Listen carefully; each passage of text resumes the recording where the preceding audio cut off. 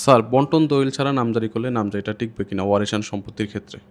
ওয়ারিশান সম্পত্তি, বন্টনামা এবং নামজারি, এই তিনটি বিষয় কিন্তু গুরুত্বপূর্ণ বিষয়। নামজারি আমরা সাধারণত করি কি, নামজারিটা কি?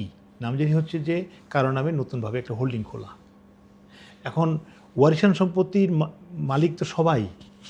ধরে নিন মৃত হাসিমুদ্দিন তার 10 শরিক রেখে গেছেন, ছেলে মেয়ে 10 জন রেখে গেছেন বা 8 জন রেখে গেছেন। এখন 8 জনের, মৃত হাসিমুদ্দিনের নামে একটা খতিয়ানে জমি আছে 40 শতক। এখন এই 8 জনকে এই যে 40 শতক ভাগ করে দিতে হবে। তাহলে সমস্যাটা কোথায়? যদি কোনো শরিক এখানে জমি চায় যে আমি এই 40 শতকে তো আমি 10 শতক বা 4 শতক বা 3 শতক পাবো, আমাকে খারিজ করে দেন। না, এটা সম্ভব হবে না। কারণ এই জন্যই সম্ভব হবে না, যদি অন্য শরিক ওইটা চায়, তখন আমি এসিলেন্ট হিসাবে কী করব? আমি তো এসিলেন্ট ক্ষমতাপ্রাপ্ত যে আমি খারিজটা করে দিচ্ছি। এই জন্য বিধান হচ্ছে যে আপনি যদি খারিজ করতে চান তাহলে যৌথ খতিয়ান বা পারিবারিক খতিয়ান যেটা বলে, পারিবারিক খতিয়ান হিসাবে সব শরিক যদি সম্মত হয়ে যদি আবেদন করে, তাহলে পারিবারিক খতিয়ান সৃষ্টি করবে।